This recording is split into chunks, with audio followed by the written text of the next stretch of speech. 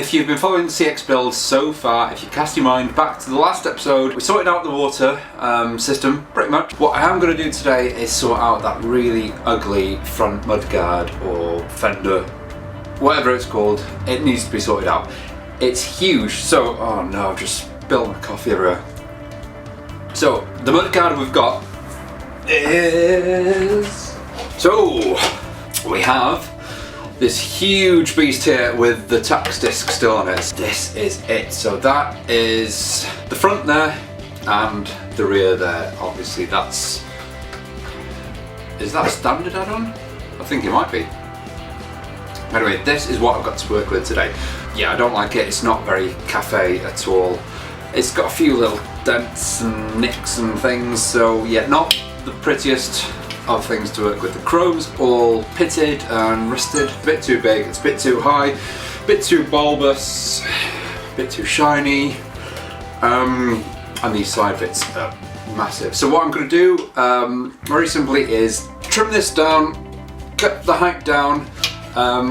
We'll see where these holes line up. I'll have a look first, see where it all lines up. If I think it's too high, then I can always move the holes up and trim it off and all sorts. So there's a lot that we can do with the existing mudguard. So let's measure it out, cut it up, and make something beautiful out of it.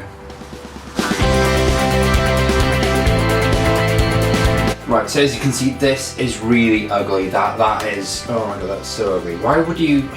Yeah, okay, I can understand why, because you don't want things flicking up into the radiator and all sorts, yeah. But still, there's no need for it to be that big. So let's try and mark out where exactly we want the size to be, and then we can make a move on from there.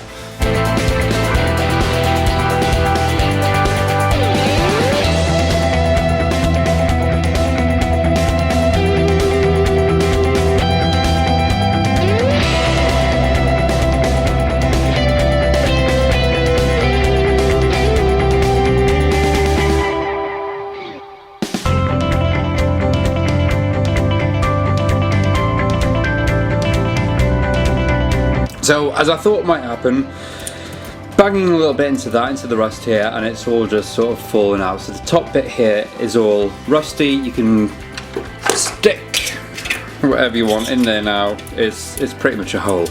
So what I'm going to do is clean all that out, get rid of all the rust, and then put a bit of filler in there, filler over that. Job done, and then we don't have to worry about that hole. So on the other side of that, you can see is the bracket which holds that, and that's pretty much what's happened, is that moisture has gone into that. Eaten from the inside, you can see the rust here. Eaten from the inside out, but with a bit of filler. You know, it's nothing structural, it's nothing, you know, imperative, so bit of filler and that'll be job done then.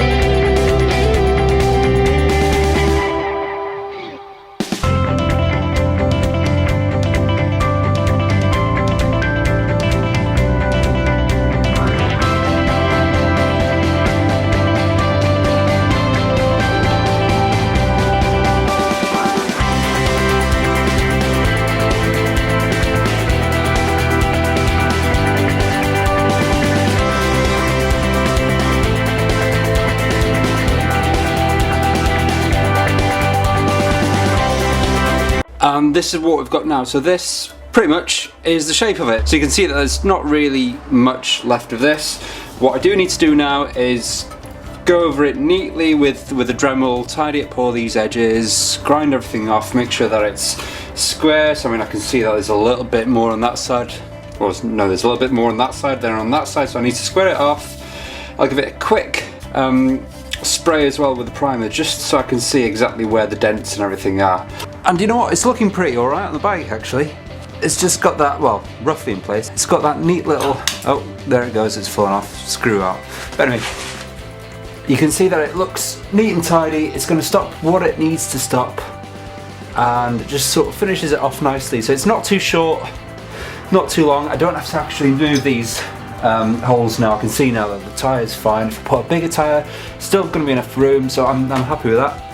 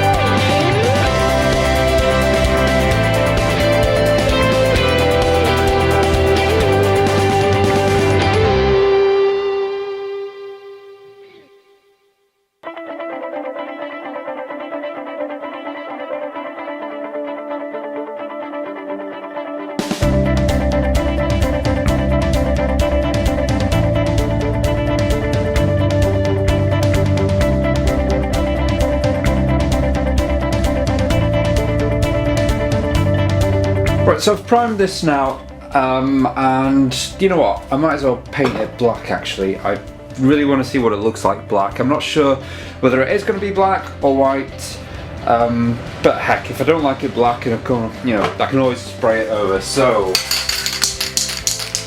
let's spray it.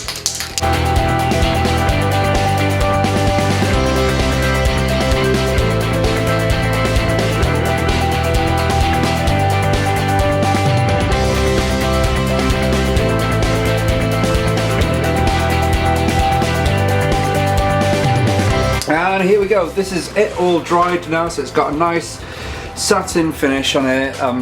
It's just a rough paint. I might not even keep it black, but anyway, I just wanted to see what it looked like. Satin black, and it looks pretty nice. Obviously I haven't sprayed the underneath, I need to do that. This is purely for show for this video.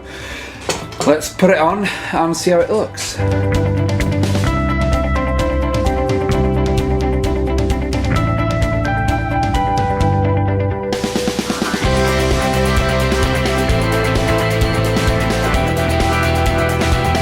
And here we have it. It is in place. I like it. I do like it. Obviously I'm not going to put it there at the moment. I need to rebuild the whole front end, so I've got everything for next week's video. I've got the fork seals, I've got obviously the discs are down here, brake calipers, I've got the new light, the new clip-on bars, everything to go in the front, so the whole front end will be rebuilt next week. So that's just going to stay there for now. And so this leads me up to the end of the video again. Next week it's Christmas. It is. It's Christmas on Monday. Obviously in today's video we've managed to convert that huge front mudguard into this little beauty here. A few little dents, a few little nooks and crannies that I need to go over again. This is only a rough spray paint just so I can see what it looks like when it goes on. And yeah, so far so good. It goes to show that you can make anything out of anything really, so you don't have to go to the expense of buying new mudguards. So obviously next week it's going to be the Christmas period, so I'm going to be off work, so hopefully I can get a bit more done on the CX. What needs to be done is that whole front end. Then I think it's all guns blazing on that. As well, we've got GS, seeing as it will be the Christmas holidays, I can concentrate on synchronizing the cabs and the GS and seeing if we can get that on the road for when the weather gets a little bit warmer. We can MOT it before then, but ideally I want the bike ready for when the weather is good for riding. So I'm absolutely desperate to get these motovlogs out. So my usual sign off: if you like what you see, if you want to follow both builds, subscribe, and I will see you next week, and have a good Christmas.